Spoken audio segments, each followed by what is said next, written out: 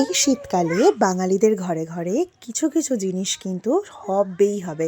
তার মধ্যে পিঠে পাটিসাপটা একটা।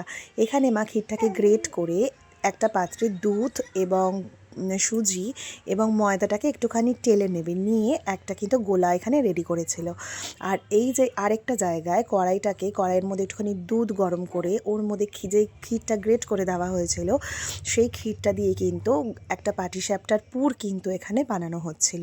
এবং তোমরা যখন পুরটা যখন রেডি হয়ে যাবে তখন কিন্তু একটু পাটালি গুড়, একদম নতুন গুড় যেগুলো, পাটালি গুড় একটু গন্ধটা সুন্দর দেখে নেবে এবং সামান্য চিনি।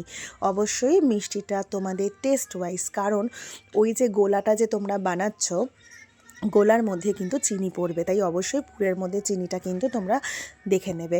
এরকমভাবে গোলাটা কিন্তু ভালো করে কিন্তু গুলিয়ে নেবে, একটু পাটালি গুড় এবং চিনিও দেবে। দেখবে এই গোলার মধ্যে যেন একটুও যেন লাম্প না থাকে। তারপরে পাতলা পাতলা করে এক একটা ডাব্বা হাতাগুলোর সাহায্যে তোমরা অল্প অল্প করে এরকম ঠিক একটু সামান্য অয়েল ব্রাশ করে তোমরা কিন্তু পুরটাকে প্যানের মধ্যে কিন্তু দেবে। দিয়ে একটুখানি গোল মতন করে নিয়ে ওপর দিক থেকে পুরটা দিয়ে কিছুক্ষণের জন্য জিনিসটাকে হতে দেবে। তারপরে তোমরা কিন্তু খুব সাবধানে পাটিসাপটাগুলোকে এক এক করে ঠিক এরকম ফোল্ড করে করে তোমরা কিন্তু তুলে নেবে।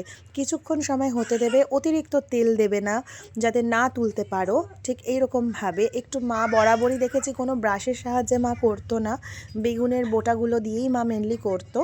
আবারও ঠিক সেম প্রসেসে বেগুনের ওই তেলটাকে একটু ব্রাশ করে ওই গোলাটাকে দিয়ে কিছুক্ষণ হতে দিয়ে তারপরে কিন্তু পুরটাকে দিয়ে দেখো বোঝাই যাচ্ছে যে একটা পিঠ হয়ে গেছে। আর এতটাই পাতলা পাতলা করে করতে হয় যাতে হতে খুব একটা বেশি যাতে সময় না থাকে।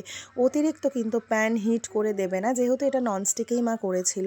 খুব সাবধানে, কারণ ননস্টিক কিন্তু খুব তাড়াতাড়ি কিন্তু হিট হয়ে যায়। খুব সাবধানে কিন্তু ফোল্ড করবে। ফোল্ড করে করে তোমরা দেখবে যে একটা পিঠ হলে না নিজের থেকেই এরকমভাবে ফোল্ড হয়ে যাবে। তারপরে এইরকমভাবে বাকি যে সমস্ত পিঠেগুলো ছিল মায়ের, সমস্ত পিঠেগুলো কিন্তু মা একই প্রসেসে করে নিয়েছিল।